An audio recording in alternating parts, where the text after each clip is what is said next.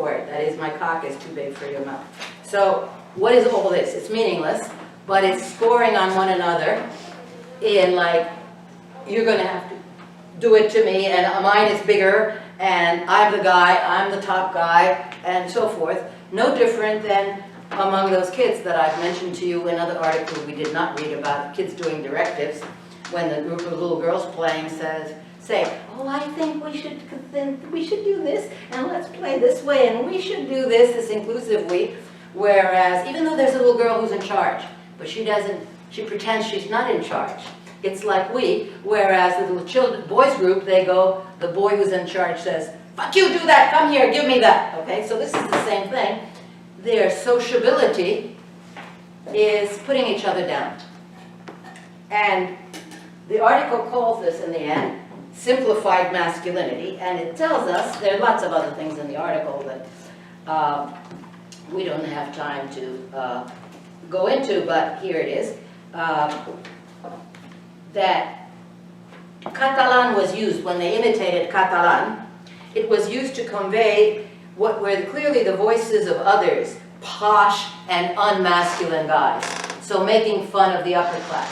If you remember way back when we did the first article, what's her name? The very first article, 1970. No, what? Lakoff, yes, where she says at the end that the guys who don't have to speak like guys, she doesn't really talk about men.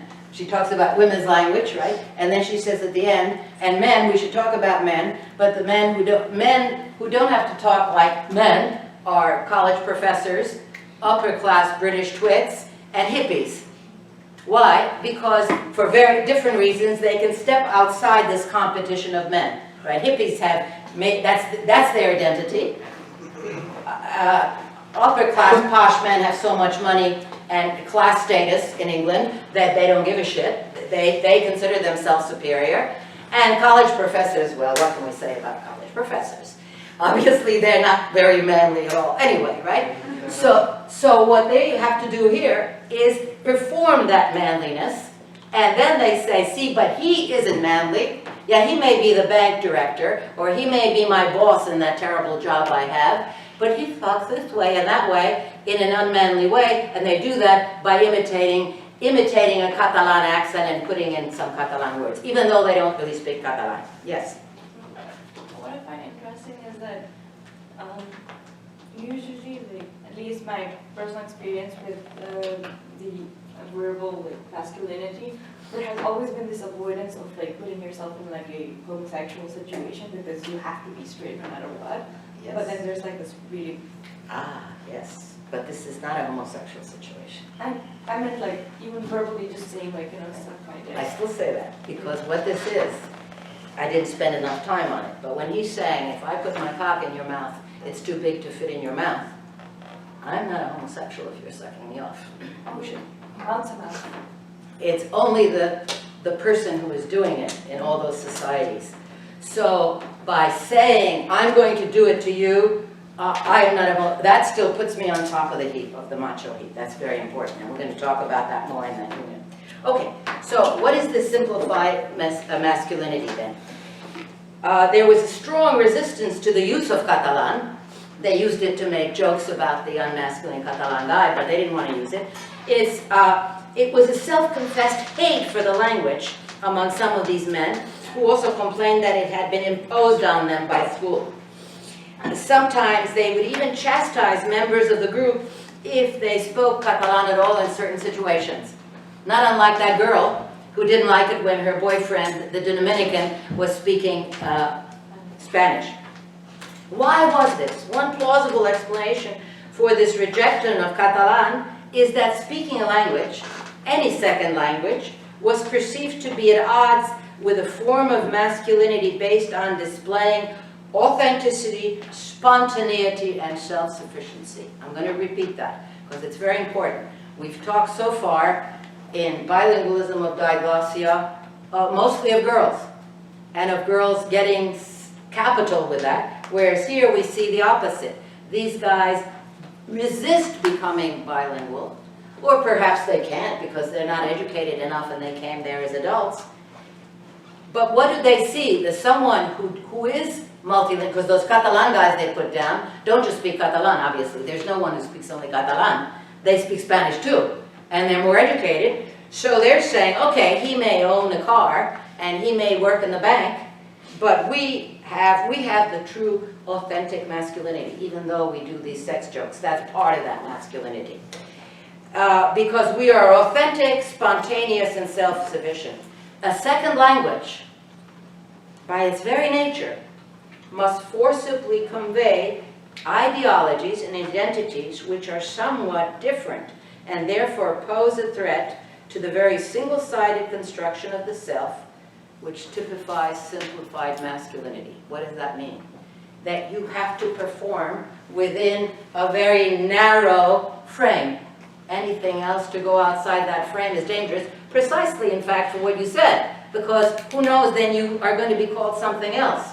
You put on some different clothes, and that same friend is going to say, oh, you're looking pretty this way and that way today, so you have to do exactly these narrow things. So it's dangerous to go outside of that sphere. So that's simplified masculinity, the single-sided construction of personality. And think about that, those of you who are bilingual. Don't you feel when you're in that world, in your other lingual world, that you are somewhat a different person than when you come here to this class and perform in this class? So every culture has all these things that go with it. I certainly feel different in my native language than I do being here, or even being in Spanish. There are different societies, interaction with people is different and so forth. And all of that learning new rules is too difficult. Again, they're much like those peasant guys, going back to Susan Gall's article, who don't leave the village. They'll stay poor. They don't want to learn German. They don't want to have a boss. They don't want to work in the factory. They want to have their simple rules.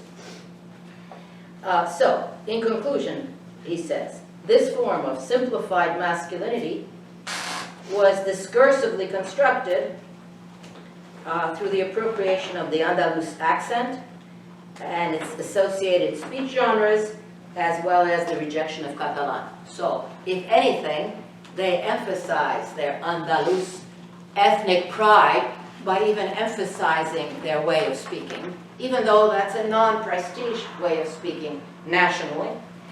They did it by the speech genres, of which I just read that one little snippet of insulting each other, who was going to put what genital in whose mouth to each other, and finally by making fun of the Catalans. So all these three things, emphasizing my dropping S's, which would be the equivalent, that was one of the first things studied in the 60s before they looked at it as gender in England. They studied social class, and they studied guys in drinking beer in taverns in England, and how they talked, and the double negatives they used, and the dropping of the INGs. And why did they do that? Because everybody else did it. And they had no motivation to go outside of that. They wouldn't get a better job by going outside. But if they suddenly came into the tavern and started talking effete, they would either be called a queer, or you're being uppity, or you're rejecting us. So to stay in that simplified, enclosed world of the beer-drinking tavern was a safe place to be. And that's what they are. And in that world, they imitate Catalan speakers, they emphasize their own Andalus accent, and they score on each other constantly by this verbal dueling. They criticize someone who starts talking Catalan. I left out the part about the women and how they also criticize their women when they try to become more assimilated. So you see that in lots of immigrant groups. Again, you don't have to be a guy, you don't have to be Andalus, who stay in their own group. Ah, yes, that reminds me that I actually forgot one very cute article. Going back to here where we had Dominicans, I had this really cute one with the examples are very cute. Well, that's not the right way to put it. Laotians. It has a cute title. Okay, 2004 article about Laotian immigrants and the idea of not going out and entering the society because it's safer in your monolingual world. The title of the article is, I'm tired, you clean and cook. Shifting gender identities and second language socialization. And she says she got the title because